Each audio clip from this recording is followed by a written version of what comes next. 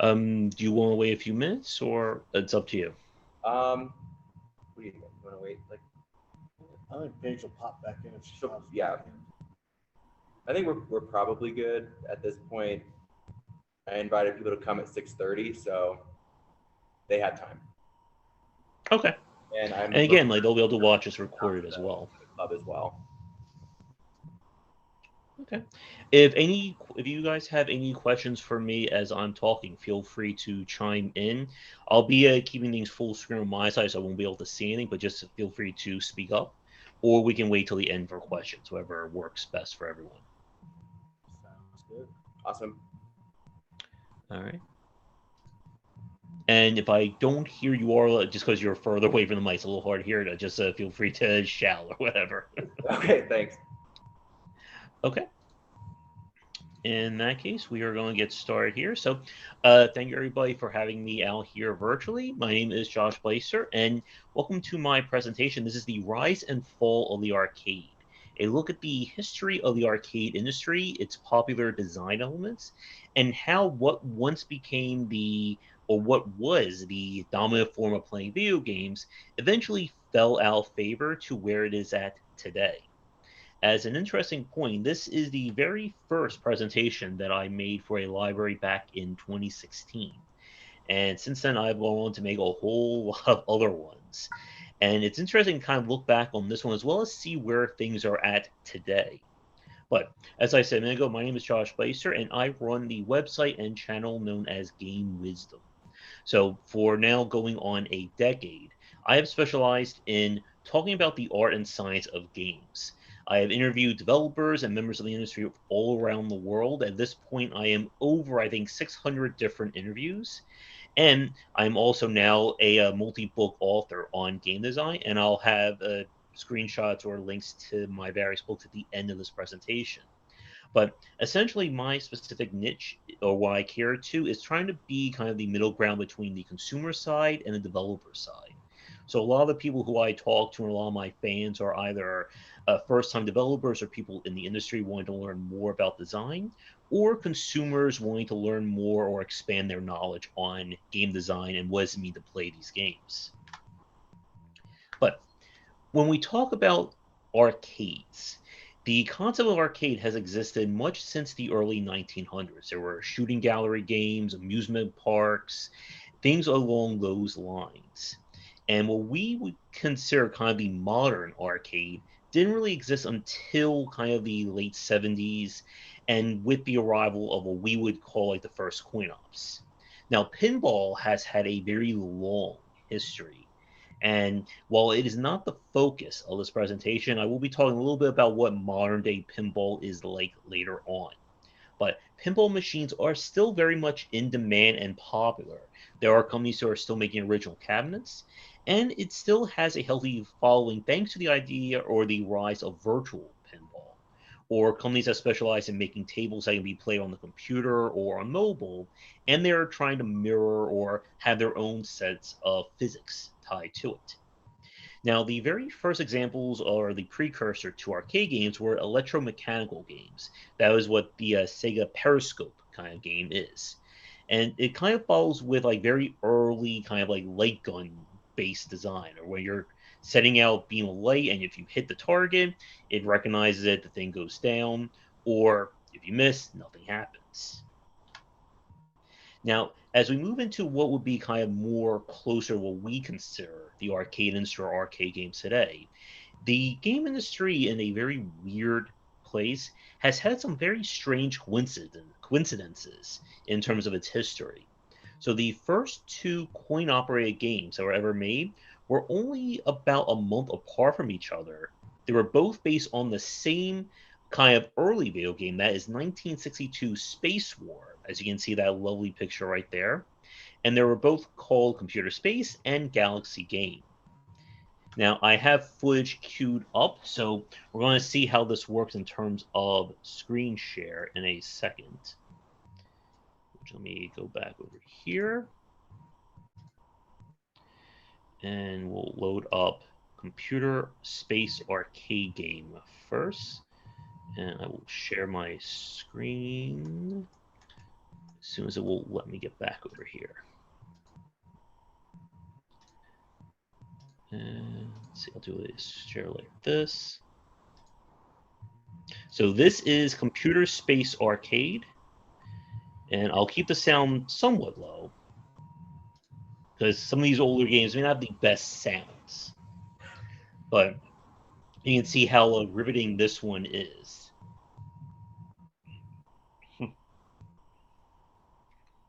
Now, if you think this one is impressive, let us swap over to the other one. That's Galaxy Game.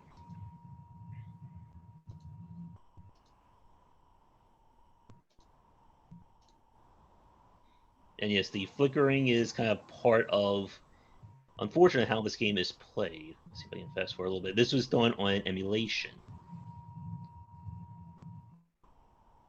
And emulation has become one of the more popular ways of being able to play these games. Just because I can tell that this is going to get annoying on eyes, I will exit out of that. And let me head back over to my share here and pull back up the slide. There we go. So the first game, Computer Space, that was made by Nolan Bushnell and Tab Dabney. Now, the name Nolan Bushnell should sound very familiar to anyone who's studied kind of the history of the video games, as he was the owner and founder of Atari, and would go on to make a few other games, one of which will be mentioned a few minutes later with Pong. Now, with these games, there we go. Speaking of Pong, make sure I didn't skip anything. There we go.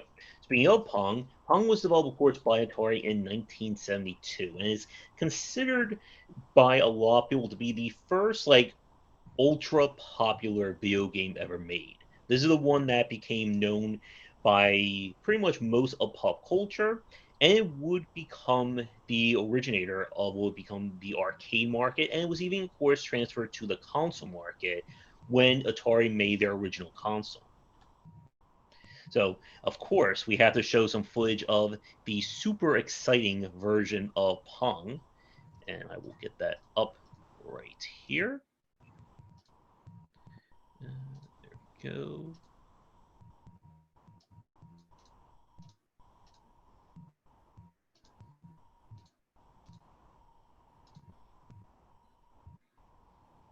And again, this was the most amazing gameplay back in 1972.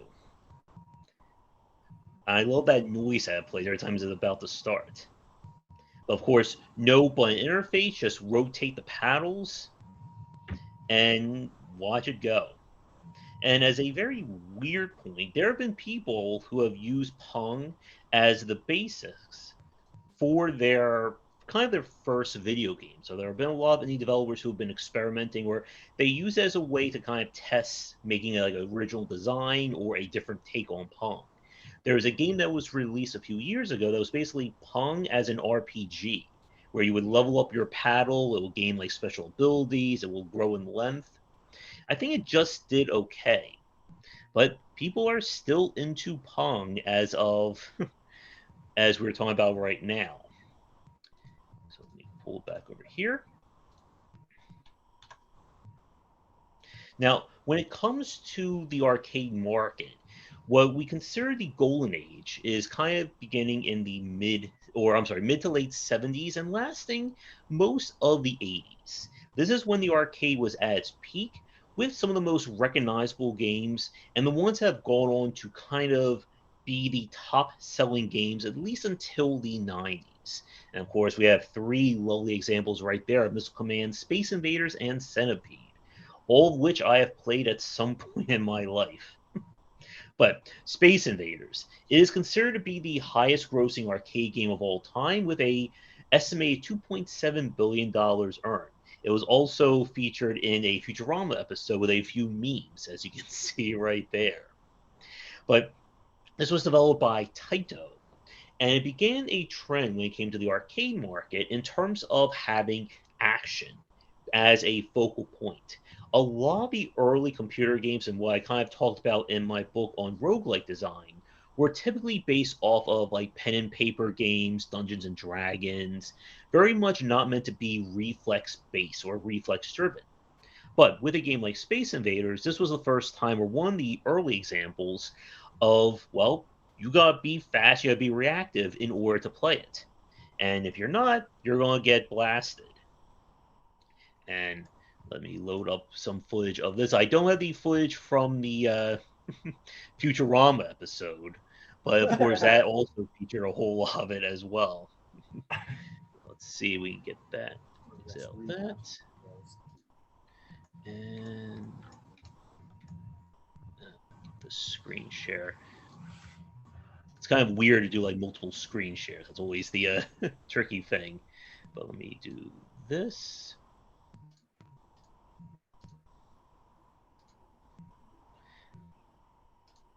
And I have to say, even to this day, like this theme as it speeds up is just like, I think this could probably cause like PTSD in someone as it gets ever faster and faster. If anyone's played like the original Sonic the Hedgehog with the underwater theme, Oh, it yeah. also has, I think, that same effect. It's getting a little faster. I gotta at least do it one time for people. Boom, boom, boom. It's like the Jaws theme, I think. And of course, that's their other meme about you should be shooting where I'm going, not where I'm at. Oh, there we go. Oh, he really got hit there. I'll see if I can get like right to it. There we go. I mean that. I mean, if you play it to someone who's not used to it, that's gotta scare them. Boom. There we go. Well, he got him that time. Let me get out there and back to our presentation.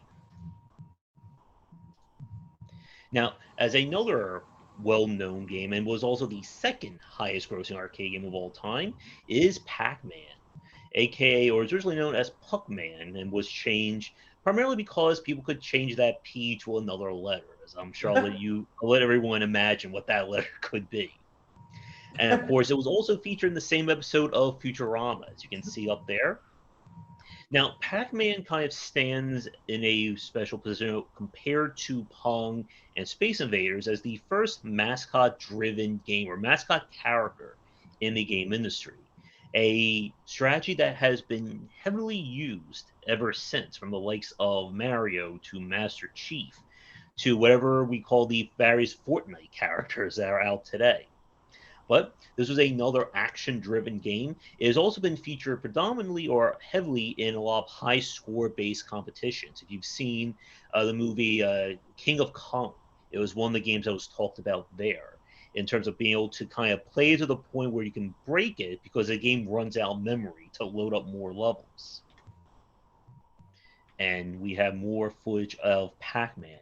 Now, I'll admit, like, I have never been good at Pac-Man. That's like one of those few arcade games that just never really, I could just never really play that well. Let me get that over here. And of course, you gotta have the music. Classic NES version. Right there.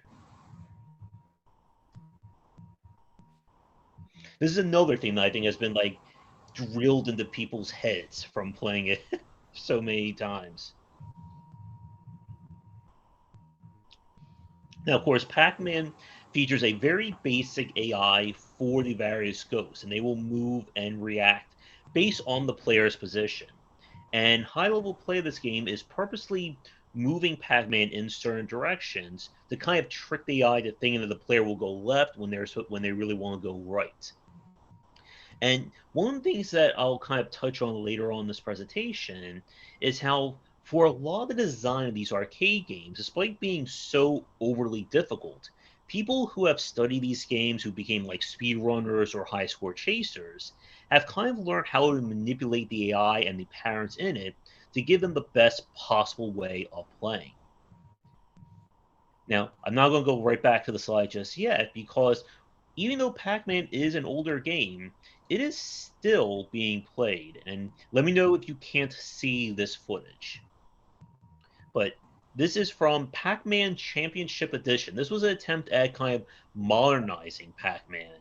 It was released on the Xbox Live Arcade. I believe this was in the mid 2000s. and they did a sequel to this in the mid 2010s. So this is trying to make like a championship version of Pac-Man. And whoever's playing this game is not doing a good enough job. But the idea is that when you clear one side of the board, it will then create the other side of the board. So it's not just about you surviving, it's about you getting the most points as possible.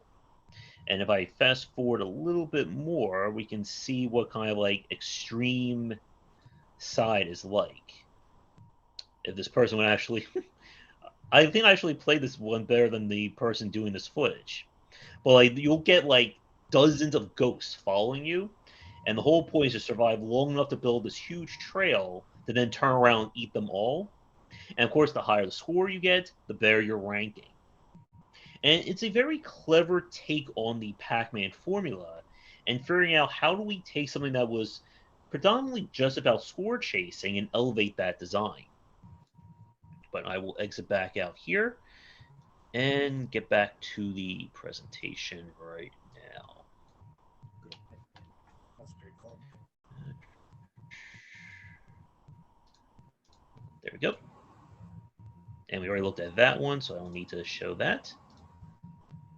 And the golden age of the arcade brought with it a lot of games that became classics in their own rights for various reasons. Of course, I mentioned Centipede a few slides ago. There's Missile Command.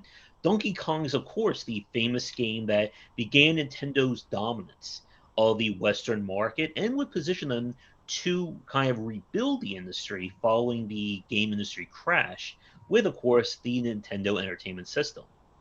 So here's a question I want, since I know that I'm in a room with a video game club. Anyone here ever played Dragon's Lair?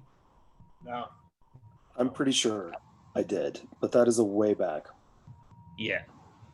Not Dragon's that Lair is one of those games that I remember it very fondly, but I would never want to play it ever again today.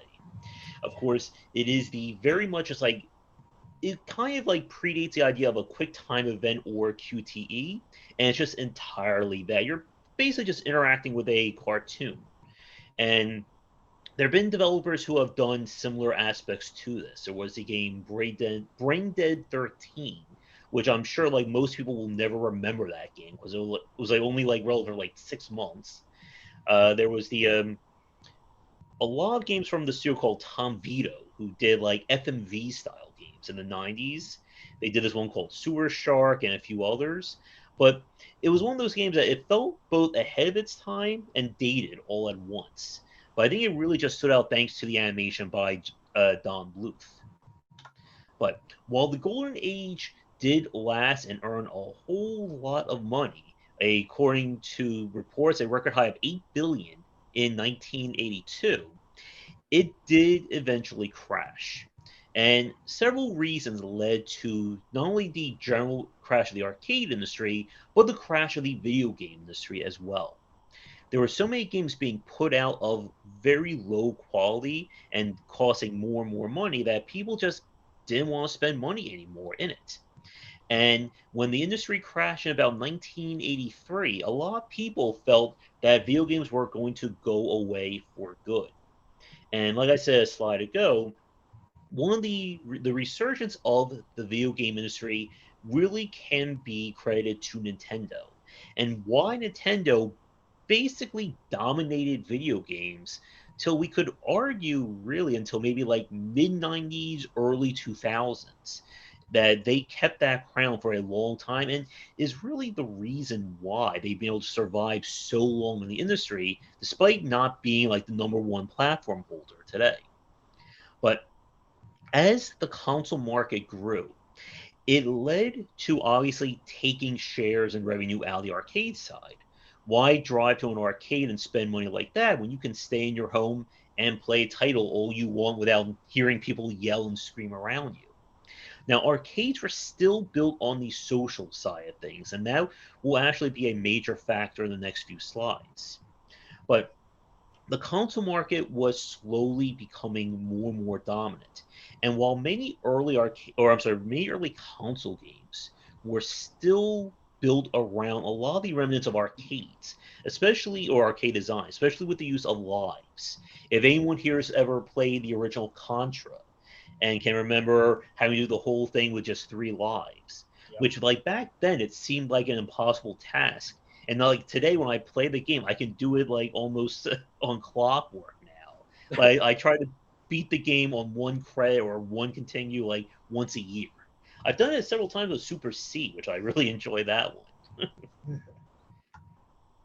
Now, a major point about the arcade industry is how the games were designed. Because this would lead, or this would become very much carried over not only by early console games, but also by the rise of mobile and casual games over the last, like, I would say maybe the last like 10 to 12 years, give or take.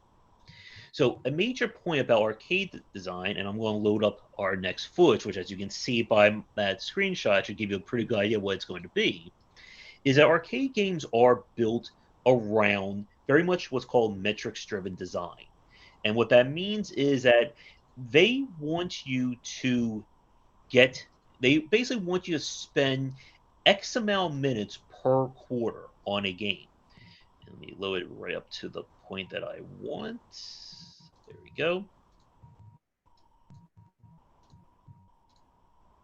And of course, this is the Simpsons Arcade game, one of my favorites, developed by Konami. So when we talk about metrics-driven design, it's about figuring out all the ways to get the player to lose a quarter. So this can be done. One of the more popular examples of this is the idea of the super move. And what that is that we see this in a lot of classic beat 'em ups, that if the player can do a special attack, it costs them health.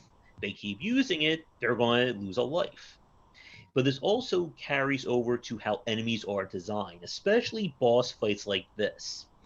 A very, like, right there is a perfect example. As you saw, while the person hit him while I was in the air, the boss, like, instantly reacted with an attack. And many arcade games or action-based games have these kinds of difficulty spikes that if you try to play it a certain way or play normally, the game is designed to punish you. And of course, by punishing you, it means you're going to take a life or lose a life, and you'll have to put more money in. And for the longest time, like if you've never played or if you don't play these games like expertly, you may think it's impossible to do this like very much unscathed or on the cheap side. But again, with the rise of speedrunners and examining these titles more closely, people have figured out ways to exploit AIs and play them without losing as much money. Like for myself, when I play a lot of these kinds of classic games, I've learned never just like jump in on enemies. Let them come to you and attack them, because the AI is not set to react to that kind of move. It's only set to react to some very specific commands. And let me pull this back up here. But this was a major factor of a lot of these games and why they earned so much money. Because if you're going to keep playing these games, you have to keep spending. And again, as you can see by that lovely screen from Candy Crush, this idea of giving the player, just enough to get them interested and then get them to spend more money has certainly carried over to a lot of mobile games. My book that I just finished writing, number 5 on free-to-play mobile design, really goes into like the psychology and the methodology of this. But when it comes to the arcade industry, again, it was about figuring out we want somebody to only play this game for, let's say, 2 minutes, maybe 3 minutes. And how do we institute or implement elements to get the player to spend money? And because of that difficulty spikes, it kind of worked for a lot of these games in terms of just how much revenue they earned. But as the console market grew and this idea of I can just buy this game one time or rent it from a store, I don't want to spend, quarters every 2 to 3 minutes on these games. And with the growing complexity of the console market, further kind of create this divide. And again, the as the console market grew in terms of complexity, we saw this with RPGs, strategy games, adventure games, and so on. The arcade industry couldn't really evolve beyond that. And the reason, again, is how they became so locked to these metrics. You can't design an arcade game that's built for, 10 to 20 hours of gameplay because nobody's going to stand in an arcade cabinet for 10 to 20 hours to play it. Likewise, how are you going to get money from somebody? And the reason why the more popular arcade games worked was because of the fact that you could maybe only play for like 60 seconds, maybe a minute to 2 minutes before you would run out of lives and have to put more money in or get off and let somebody else play. And again, a lot of these aspects would become kind of transferable to the mobile market, especially with how easy it is to play them, and then when it's time to spend more money. Now, while this would have been considered the end of the arcade industry, things bounced back and kind of radically changed in 1991. And the reason for that was thanks to the rise of fighting games. I need to take a quick drink. In the 90s, we saw this kind of restructuring of the most popular arcade games. Of course, right there we had the cabinets of Mortal Kombat and Street Fighter 2, two incredibly popular games. And with it came a change in terms of how these games were designed, as well as how you would spend money on them. And I'll talk about that in the next slide. Another aspect that kind of became synonymous with the arcade industry was enhancements in graphical technology. There were many arcade games that had console ports done, but they were always the lesser version. They didn't sound as great, they didn't look as great, or they had features cut from their original versions. So if you wanted the best possible take on them, you had to go to an arcade and spend money. And while the console games certainly did get popular, especially stuff like Street Fighter and Mortal Kombat, it was still considered if you wanted to play these games for real, you were going to the arcades. And the arcade industry certainly evolved, and what kind of became the standout feature were games and designs that you literally could not play on the console. So I have to ask, anyone here has played the X-Men arcade game? Maybe my favorite arcade of all time. Thank you. Yeah, one of my favorites. One of my early, real, sociable moments with video games came when I was at Chuck E. Cheese. Me and like five other people, we just stood over there and beat the whole game. Like we never knew each other before or after, but we just stood there and beat this game from beginning to end. And the game on the right, Airline Pilots, is basically like a flight simulator. And I'll have some slides later on, some even more extreme examples. There's a game that I used to play around here that was a white water river rafting game. So the whole game was you just like trying to paddle for dear life, and it just broke your arms if you played it for too long. I don't know how many times I tried to play that game and just got mad. Yeah, like I had to have my mom play with me back in the day because I just my arm couldn't survive doing both at the same time. Now, Street Fighter 2 is one of the most important games and influential in terms not just of reviving the arcade market, but also giving us the basis for esports and competitive games. In another presentation where I talk about the esports side of things, I mentioned this game as well as the EVO Championship fighting game tournament heavily there. But what made Street Fighter work so well was how it changed how you earned money from the arcade. See, the whole idea of metrics driven design is that, again, money has to come in every few minutes. But the game doesn't care where that money comes from. So with Street Fighter 2, you can play the game single player wise against AI, or as what many people did, they would play against random people and friends at the arcade. Whoever wins the match stays on the machine. Loser gets kicked off and either has to spend more money, or they leave the line, and the next person comes up with their quarter. And this worked really well, not only to foster the fighting game community, but also the idea of tournament-style competitions. When a lot of people considered early esports, they envisioned something like the movie The Wizard. That would be people playing single-player games, see who would get the highest score, that person wins. But with competitions and this idea of 1v1 play, you can have two people play the same game at the same time and see who's the best one. And the fighting genre is still obviously being played today. That's a screenshot from Street Fighter V, and I can tell you that I am absolutely terrible at any Street Fighter game. But it is still very much healthy. There are a lot of people interested, and of course, the esports community and just the actual tournament style as a whole is still very much built heavily on the fighting games. And of course, there's no way I could talk about Street Fighter without showing footage of it as well. So let me pull that up really fast. Street Fighter 2 and Tekken are like the two fighting games that And some more iconic music coming up here.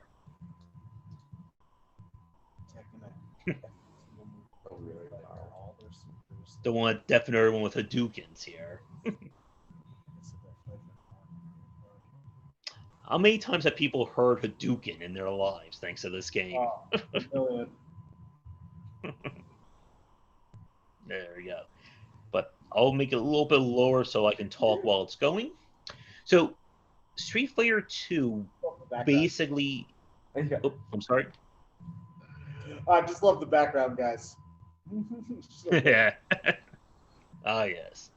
The Street Fighter 2 would go on to really set a lot of the foundational aspects of fighting games. You have your general attacks, special moves, each character having their own array of abilities.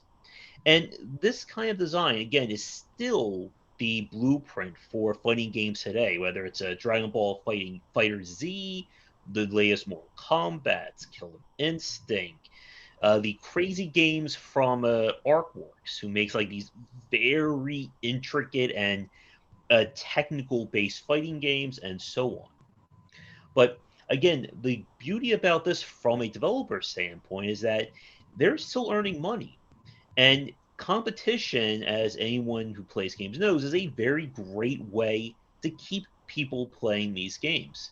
Somebody has to be the best player, and they're going to sell it no matter how many matches and how many quarters they put in. Now, Street Fighter, of course, had multiple revisions and additional versions beyond just going like Street Fighter 3, 4, and 5. They had, the Championship Edition, Turbo Edition, and so on. But we'll say goodbye to Ryu and E Honda there and head back over here. Now, another very popular game, of course, is Dance Dance Revolution. And this is one that I have to ask, has anyone been able to play this one well? I've always sucked at this one. Yeah, this is horrible. Yeah, bring PTSD here.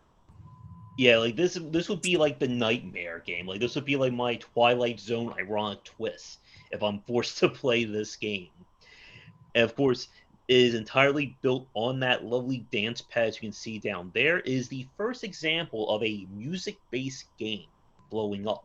And in the 2000s, this genre became huge with the likes of Guitar Hero, Rock Band. There was a DJ Hero. I think there was a Drum Mania. It has been used in schools as an alternative to PE. There have been tournaments. It is a very popular game. And again, it is as far away from something that I could play.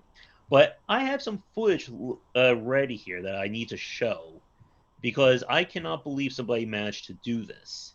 Now I need to, I forgot, I need to grab it over here. I knew I forgot like one slide in terms of the YouTube footage, but let me speedy get that up here. Because I cannot believe this person did this.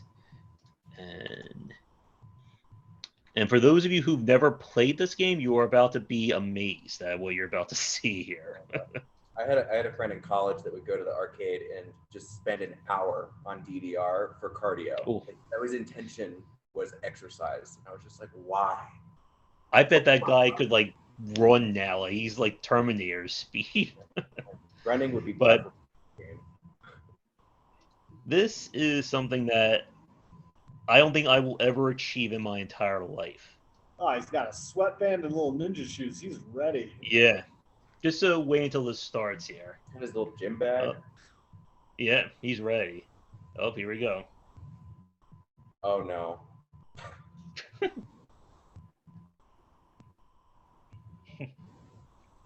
This is from the 2019 version of DDR. I'm keeping him on the lower side because he's going to start yelling very soon.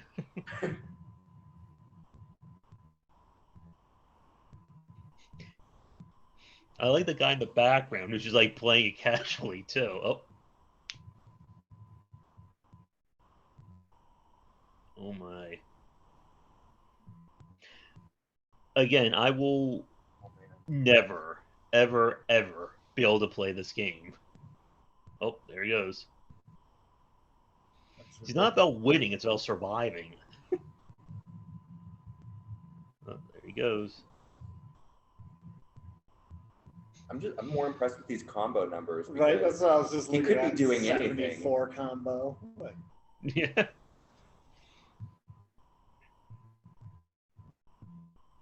I know there's like a hand versions of this as well. You can just do your fingers. I think that would break my hands as well.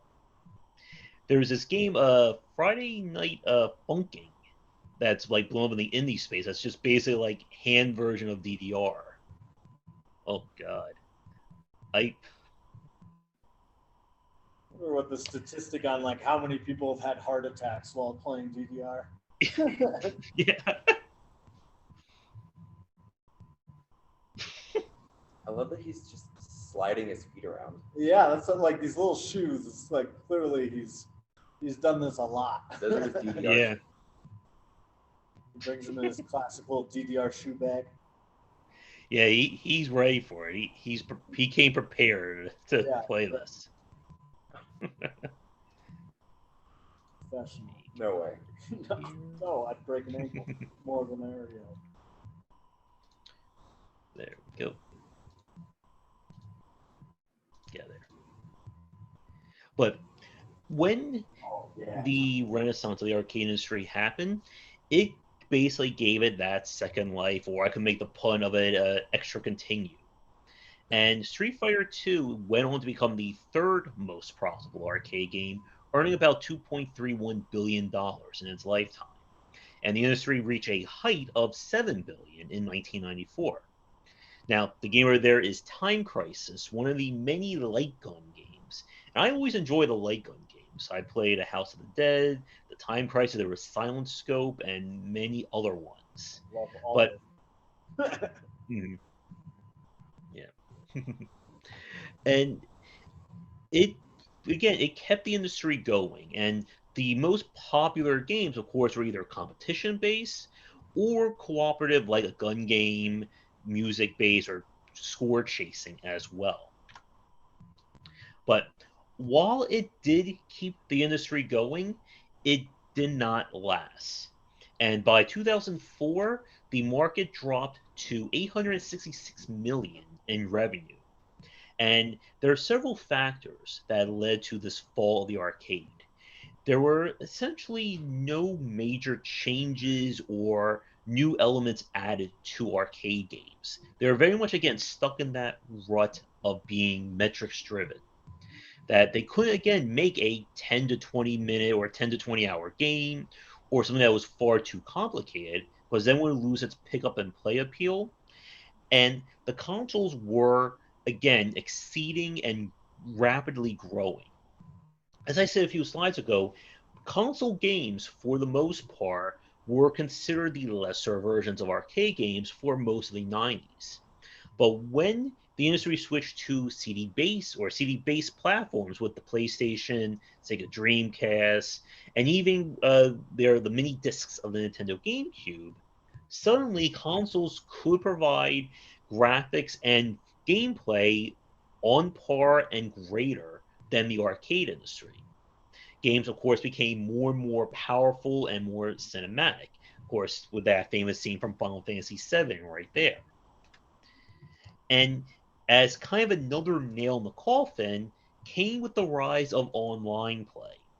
Now, since I know everyone here is an adult, I'm sure you all remember the era of dial-up modems and that lovely noise that has been like ingrained into our ears. Just a nightmarish time. When I gave this presentation at a library, there was a kid in the audience, and she looked at me as I was describing this, and just had this like look of abject horror on her face as I was talking about this idea that no, you can't use your phone at the same time that you're online. She must have thought that I was like talking about like the 1870s or something like that. But I'm sorry, I didn't hear it. Oh no, it's just a small comment. That's okay. But yeah, online play really became one of the major nails in the coffin for the arcade market. Because what the arcade industry was holding on to was the social aspect, that you get together with your friends and play these games. But starting with the Dreamcast, there were several attempts at making online consoles before that. But the Dreamcast was the first home console to have it built in. And you had to connect your lovely dial-up modem to the system, and you could go online.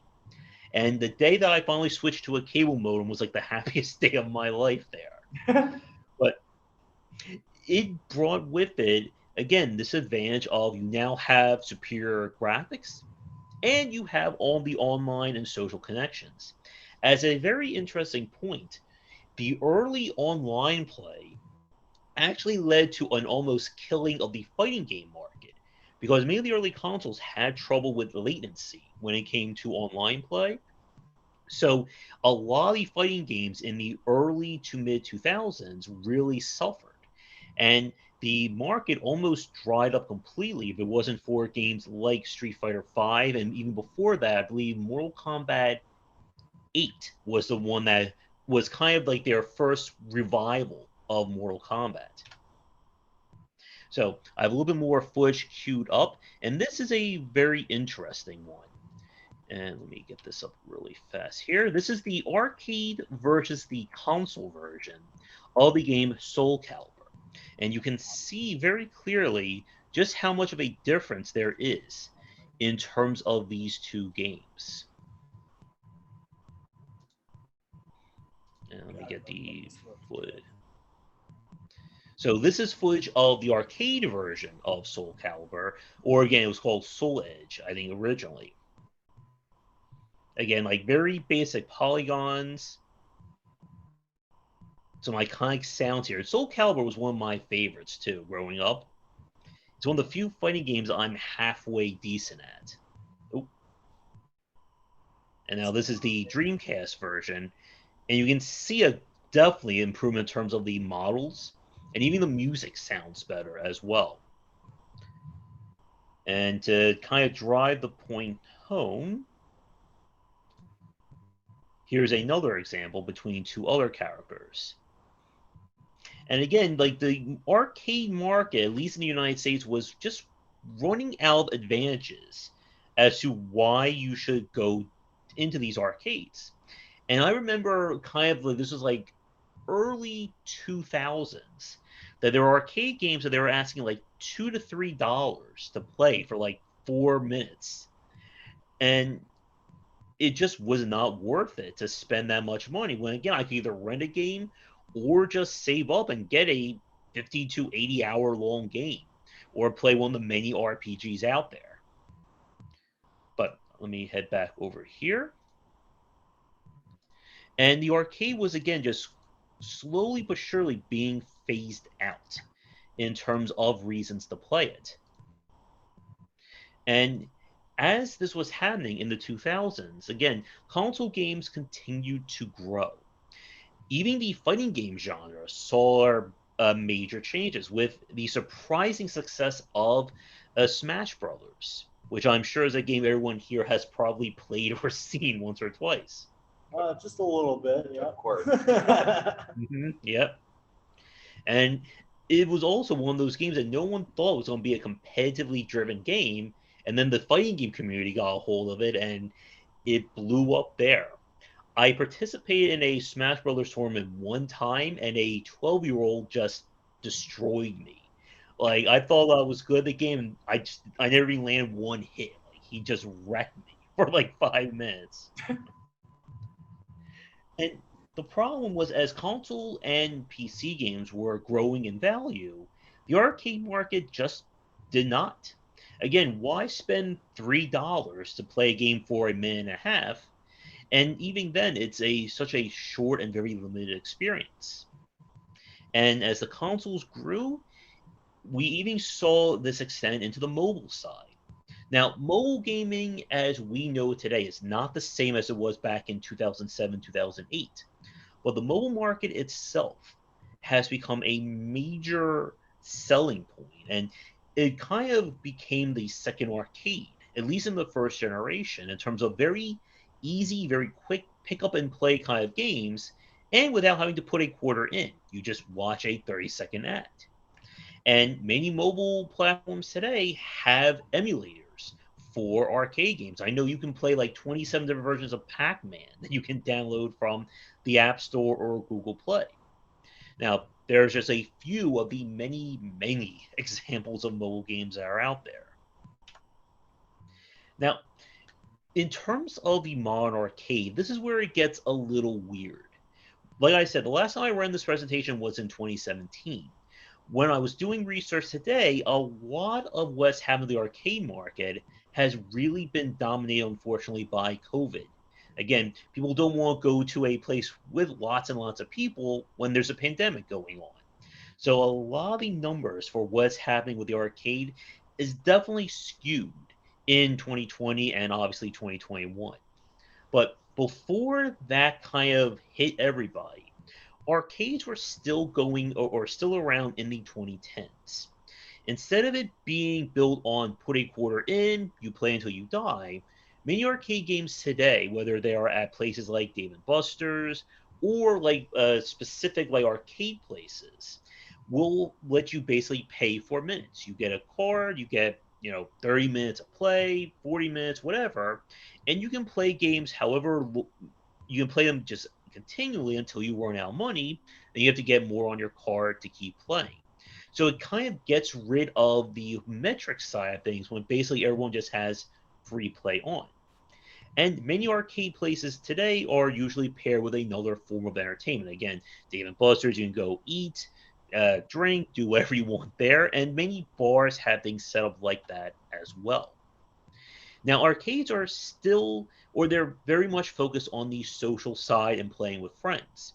Many of the arcade games have also been reconfigured to have redemption-based games. Is the idea you play the game, you get tickets, and then you trade them in for whatever prizes that you want. Now, the screenshot over there is from the video game museum, The Maid, and I forget what The Maid stands for, but it's one of the more premier places where you basically see the history of video games, not only through magazines and consoles, but they have arcade games lined up. You can pay for a daily pass and play the games while you're there and experience them. And of course, there are many arcade emulators, which again would cause the whole idea of ROMs and emulating is not exactly 100% legal. I can't show you links and places to get them, but they are certainly out there if you want to look at them and get them far easier than acquiring a machine. And of course, there's also the market of many home-based arcade games. There's the company OneUp, who's been making kind of portable or smaller versions of arcade games, which if I had the space, I would love to get them, but I have enough trouble with space right now. I could never fit arcade games, even mini ones, in my house. Guys, does anyone here have like arcade games in their home or want them? I really want that X-Men arcade. I actually look online probably once a year just to see if I can find one for a decent price. Yeah. We also I know have, OneUp does make an X-Men one. I don't know like the quality or the price though. Right. I've seen the 4-person one a few times, but the 6-person, you never see that one online. Oh yeah, I bet that one's even worth more. Right. That's probably a lot. Hmm. But if I had like stupid amounts of disposable income, I would probably go for pinball. And pinball is still very much strong. In the late 2000s, it rose to an average of about 2 billion. And there are still pinball developers and companies today. When I gave this presentation last in 2017, the pinball table, or the original one for Ghostbusters by Stern, was just being previewed, and it is now out now. They released like the normal version, they released like the pro or professional version that has, like double or triple the bells and whistles on it. I And just played a there is, Ghostbusters Arcade in Vegas. I'm sorry, I didn't hear the whole thing. I played that pinball, the Ghostbusters Pinball in Vegas at Area Nice. 15. They have like a big retro arcade. Nice. I played it virtually, and I'll show an example of a virtual table after this. But here's an example of what a current pinball game, and Stern is still being developed, or Stern is still a popular one as we speak. But let me pull this up here really fast. Now, I don't want to get anyone in trouble for copyright songs. They are playing Tom Sawyer right now. But this was a table that was announced it was announced in December of 2021. And this is, of course, based off the band. They've been doing a lot of uh, rock band themed pinball tables lately. And I think they're going to show footage of the pro version of this as well. Oh, I'm sorry, the premium edition. So if you really have the money, you can get it with all the extra lights and sounds. Now, another avenue for pinball itself has been virtual pinball. And virtual pinball has a very interesting history to it. And I won't play with too much of a sound on. There have been several companies who have experimented with virtual pinball. Farsight was, for the time, the premier one. They got a lot of the license to digitize all manner of pinball tables. But due to issues with the licensing running out and not being renewed, they've lost a lot of them. This is from a company called Zen Studios. They've been making what's called the Pinball FX platform for, I believe, almost 2 decades now. And their whole claim to fame is the idea of creating virtual tables that you literally couldn't play them in person. They have special things to them. And they've gotten the license to Williams, so they've been digitizing those tables as well. But despite, again, the ups and downs of the arcade market, pinball is still being played in one way or another. Now, A quick to question. kind of, yep. How do you think that the pinball and cabinets being next to each other, where cabinets have a lot more metrics going on, a lot more working against the player, whereas pinball is, physics based. Do you feel like that is part of the difficulty of working against the player in pinball? Do you think that's one of the reasons why it's sort of subsisted through this whole rise and fall? Yeah, it's a good question. Yeah, pinball is a very fascinating thing to look at. It does, from the outside, it does look very random in how you play it. But one of the things that I learned when I started getting really heavy into the pinball arcade and even watching people play it is that there is far more skill involved in pinball than you might realize in terms of how you manipulate the ball, even the right times to nudge the machine. And I think pinball in a way was the precursor to kind of the idea of speedrunning, or being able to break these games down a way to kind of remove those, difficulty factors and the randomness from play. And I've watched like YouTube videos in the past of like someone who could just play a pinball game for like 20 to 30 minutes and just like never drain the entire time. And I even picked up a few of like the advanced mechanics, like being able to swap a ball from one flipper to the other very easily. And as I said earlier, with the idea of metrics driven design, that for people who play these games casually, they would never know these tricks or tactics. But if you watch like speedrunners, like there are annual events like Awesome Games Done Quick, like when they play a game like a Teenage Mutant Ninja Turtles or X-Men, they will just break those games because they know how to manipulate it to kind of get that randomness out of the equation. All right. And I had to take another drink there. And again, I think that's why if I had to either go with arcade machines or pinball, I would probably go with pinball because I feel like there's just a lot more there in terms of interaction. And again, because of the skill. But for kind of like my final section, we're going to turn things over to Japan. And while the console markets and console PC markets were dominating and the US side was failing, Japan has always had a very booming arcade industry. In 2019, they were estimated at about 541 billion yen in terms of revenue. The atmosphere and just the general structure of the arcade industry is fundamentally different over there. Now, of course, that is a screenshot from one of the legendary Club Segas. And arcades in Japan were predominantly owned by major publishers. At a time, I believe it was Taito, Sega Sammy, and I forget the other two off the top of my head. Now, as a very interesting coincidence, about a week or two before giving this presentation today, Sega has announced that they are selling their remaining shares and they are dropping out of the arcade market. It's being all the Club Segas are going to be transitioned or transformed into another branding or another company is taking over. But the arcades in Japan, the closest analog would probably be like casinos here. They were bright, you can tell what time it was if you ever go in there. And a lot of people for pretty much like late 90s into the 2000s said that it's like every gamer's dream or it should be their goal at some point to go into a Japanese arcade just because of how fantastic and over the top they were. And many of the best-selling games in the Japanese arcades were never ported over, probably because again the U.S. market was dying in the 2000s. But as I said a few slides ago, COVID has really hit the arcade industry very hard.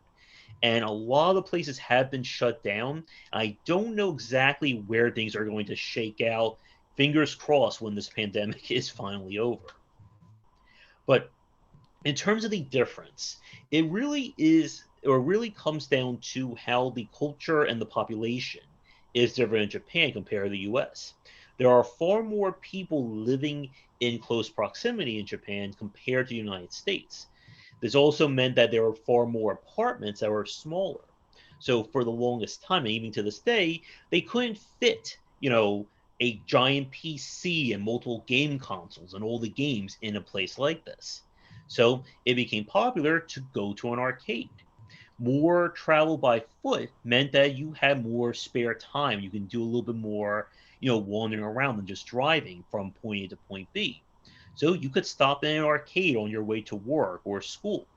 This would also be the many of the factors that led to the rise of mobile gaming in Japan that I'll talk about in a few more slides. And again, what really led to this difference is how the Japanese arcade market really tried to evolve in terms of the games that they were offering and kind of giving this higher class version. So one of the big things was many of the arcade cabinets in Japan were fitted with internet access so that you could play against other people in other arcades at the same time. Whereas with most of our machines here, it's all locally driven. One of the things I would love to have seen over here that probably would have bankrupted me was the idea of having a stored data. That the first time you play some of these games, you get a smart card that kind of stores your win-loss rates, anything you've unlocked, so that when you go to play the game another time, you not only put your money in, you put your card in, and all the stuff that you have is then put into the game, and then you play against them. The game or the screenshot over there is from a football game that uses collectible cards that you would buy, and then you would bring them to the arcade, put them on the field, and those are your players. And I'm sure that made a whole lot of money back in the day when you combine collectible cards with competition in arcades. And again, many of these genres that were popular over here, such as the fighting game, music game, and so on, had far more evolved versions over in Japan. So this is a Gundam based game. It's this giant pod that you get into where you unlock new parts and gears for your various Gundams. You play against matches in teams of 4, and of course, win, lose, whatever, you earn resources that you can then use to outfit your Gundams, get stored on your card, and you can go and play it again when you're able to. And like these machines are just like fully enclosed too. They were set up so like you could like put in your backpack or wherever you had with you and just sat in the machine and played it for as long as you had the money for it. And like at its heights, like games like this, you had basically an entire sign-up sheet of having to reserve time to play them. And again, like the big factor was trying to evolve what it meant to play these arcade games. Now, of course, that led to one of the things that has definitely been very much Japanese centric, and that is pachinko. And pachinko is, of course, combining pinball with slot machines. It is something that I have never had a chance to experience personally, but it has its own major industry. Oh, So, had a pachinko machine that I got for Christmas one year. nice. Incredible thing to play with, even without the gambling. Yeah, again, it has its own unique culture, and it has certainly been around Japan, I think, for decades at this point.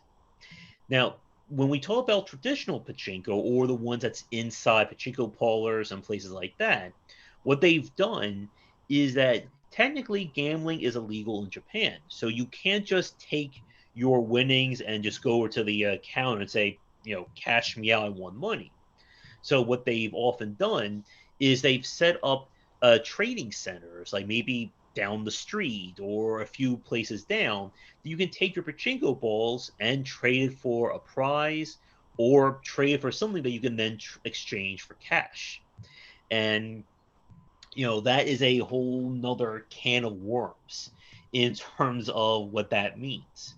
But pachinko is still very much popular. Many Japanese developers have transitioned or have pachinko games of their own. Konami being the most famous, not in the most popular way, when they announced pachinko games of Silent Hill and Metal Gear instead of announcing just new games for it.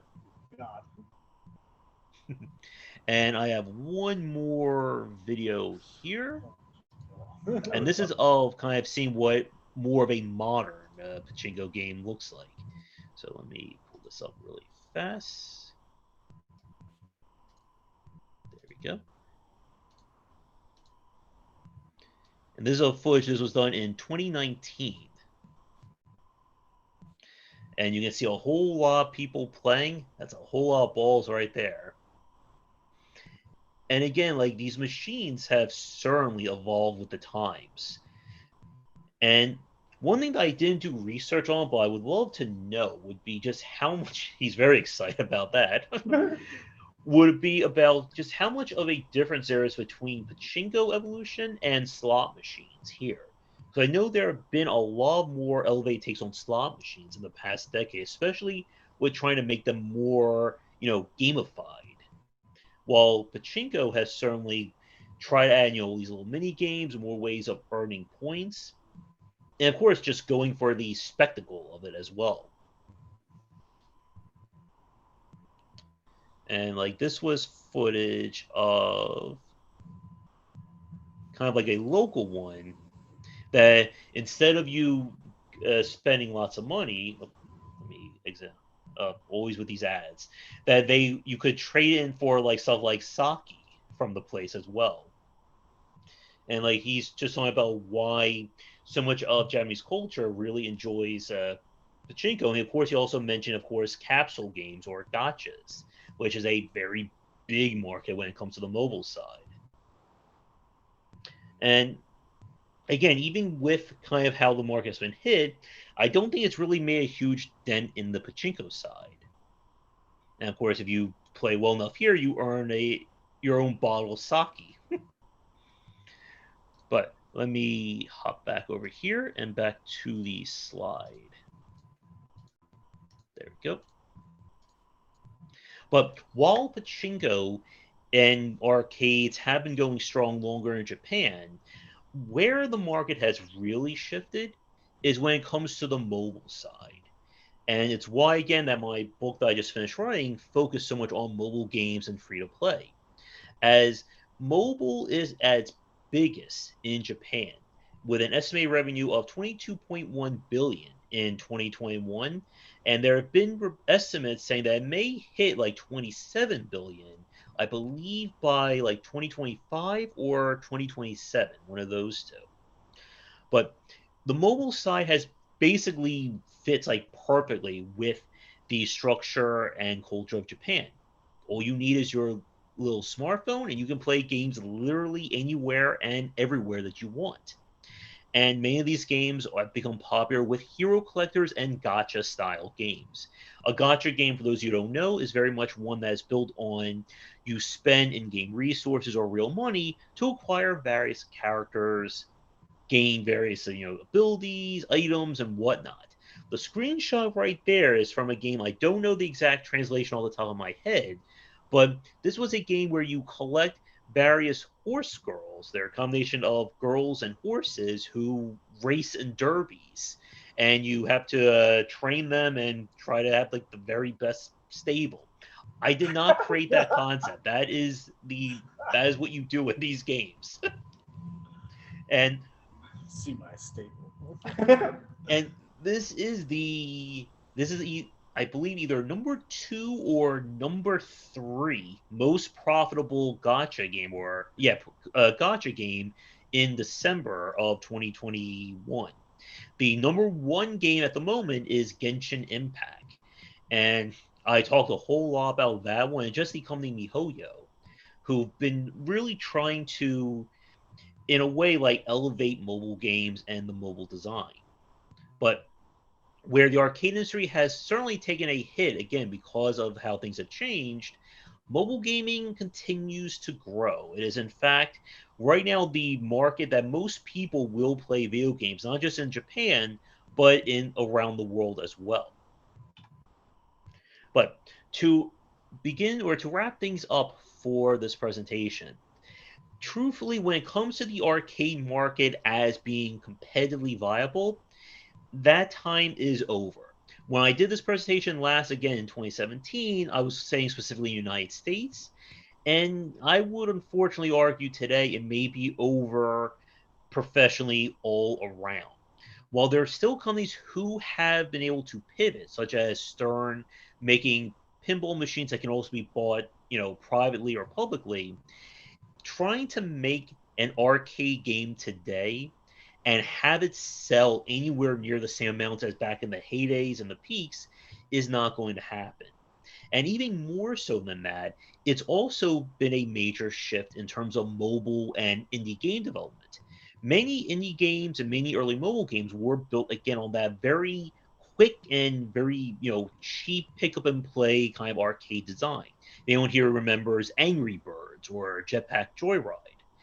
And the market as a whole has been slowly but surely rebounding to more quality based games that people are willing to spend more money if it means getting a greater value out of that game.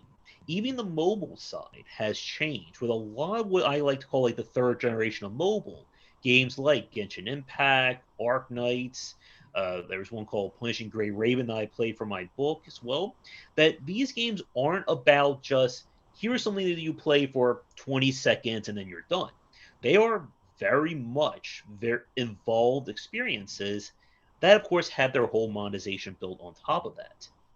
And again, one of the big things right now, with COVID still going on, even the industry is still kind of reeling from it, it's hard to predict right now where it's going to end up in the next year or two.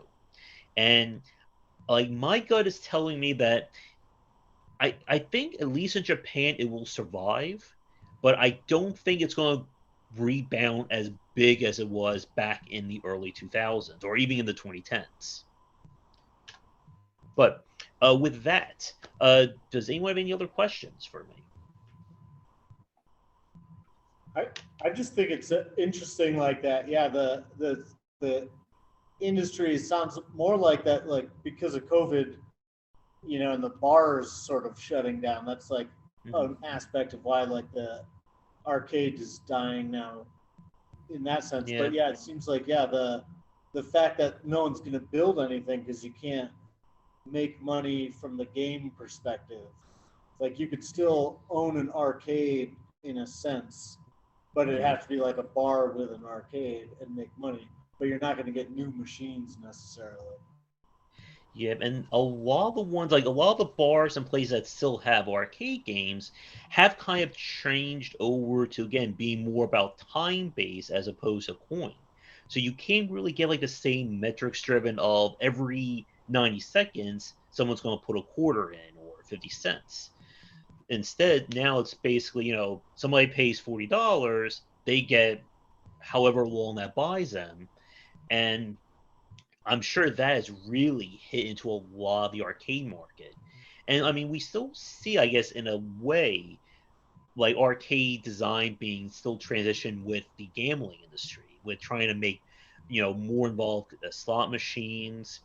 And there's still like a few arcade games being made. Like I remember seeing a few new ones when I visited Vegas. This was like 4 or 5 years ago, something along those lines.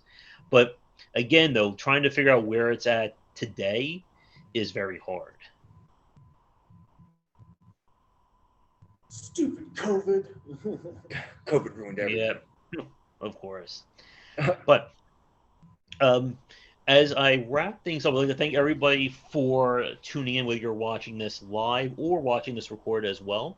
If you're interested in more of my thoughts on design, these are the books I have out currently. 20 Essential Games to Study is kind of my entry level book. It's meant to give you inspiration from 20 very unique and original games that did something differently and how you can use that to be inspired for your games. And then the Game Design Deep Dive series, that is focused predominantly on a specific genre and kind of giving you the high level, top to bottom look at the design, history, and methodology of making these games.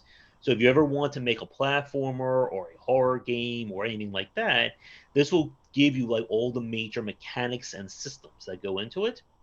And the latest example, which is going to be on free-to-play mobile design, that one is still being worked on developed as we speak.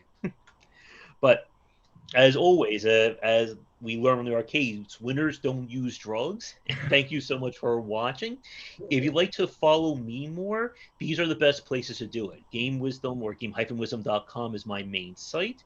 The YouTube channel is also Game Wisdom, where I do daily videos on design, game reviews. I specialize a lot in indie games. So I play a lot of the games that I typically don't play too many AAA titles these days, but I cover such a wide variety of them. And I am on Twitter at GWBycer. If you want to send me a message, follow me there for updates, anything like that. But I think that's all I have to say for tonight. Awesome. I think I have one more question, Sure. if you have time. Mhm.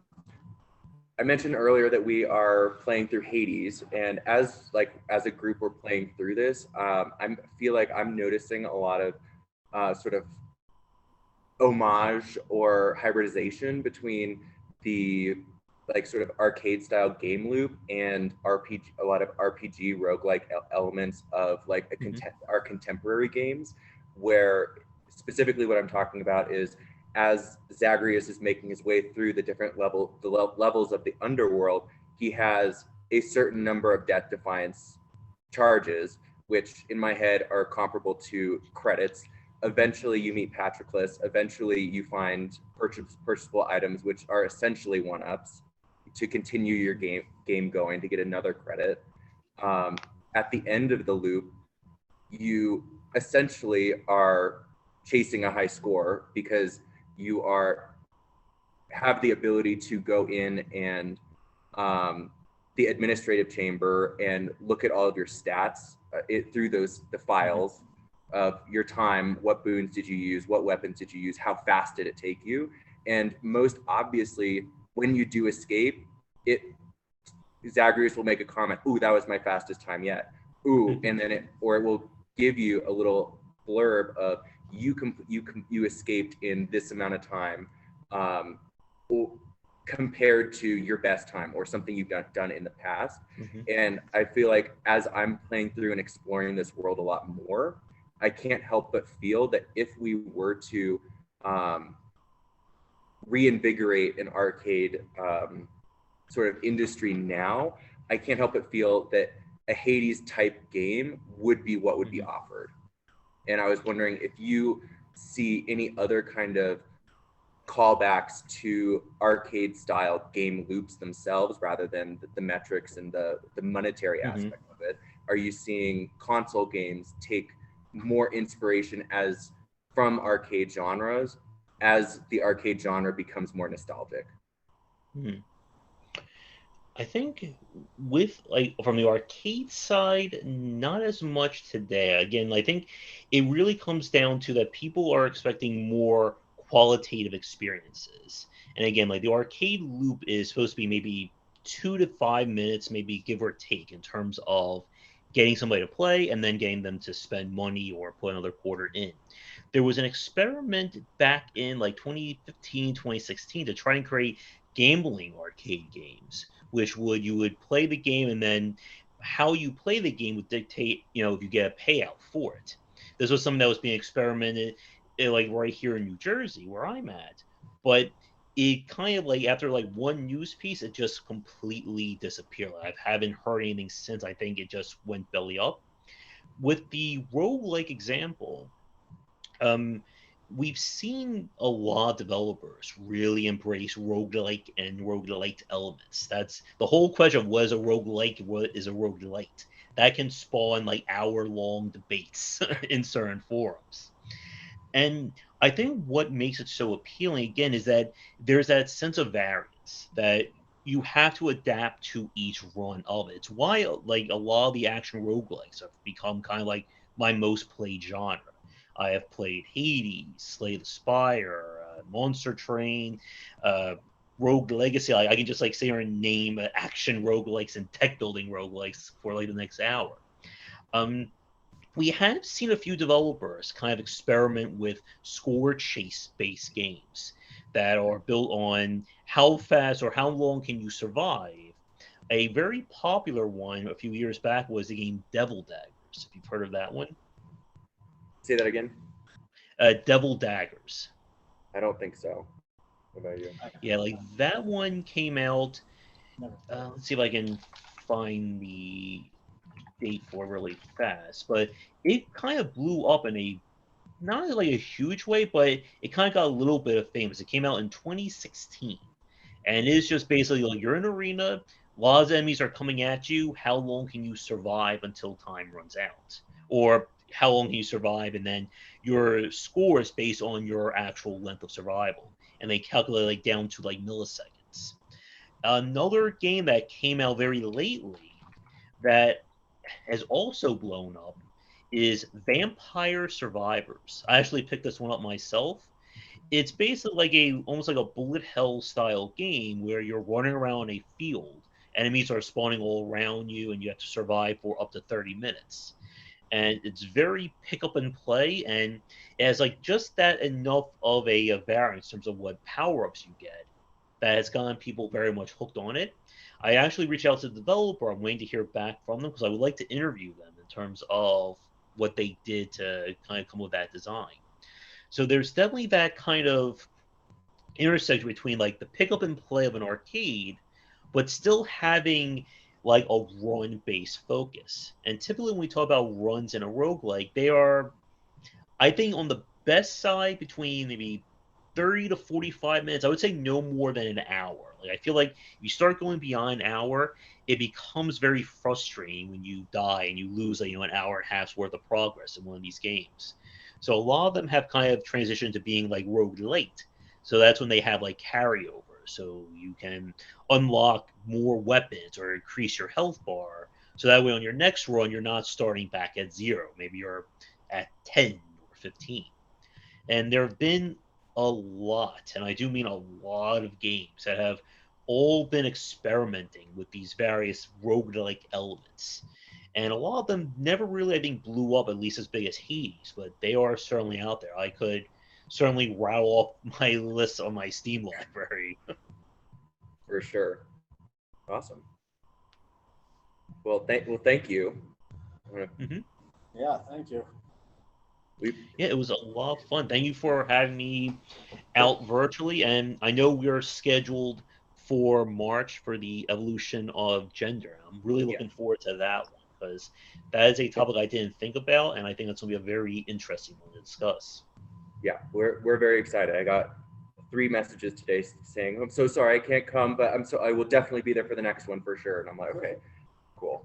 Yeah, and not a problem. I know we were talking about doing a third presentation later. I don't know if we ever say any dates for that one or not. But yeah, I don't have any dates yet. I asked the group to sort of brainstorm some topics. I have a couple written down in my desk that actually I could probably just email and just give you an idea of what type of things we're thinking of. Okay. Yeah, and if the group thinks of any other topics for presentations, definitely let me know. I'm always happy to create a new one because I can just keep adding it to my ever expanding list of ones that I offer. Sure. We'll work together on it. All right. Well, I guess I will head off. I actually have my nightly stream I'm going to swap over to where I'm playing all manner of games. So if you guys want to watch me more play some games, I'm on my YouTube channel in about maybe 15 minutes. Awesome. Nice. Awesome. Thank you, Josh. Thank you for your time. Thank you.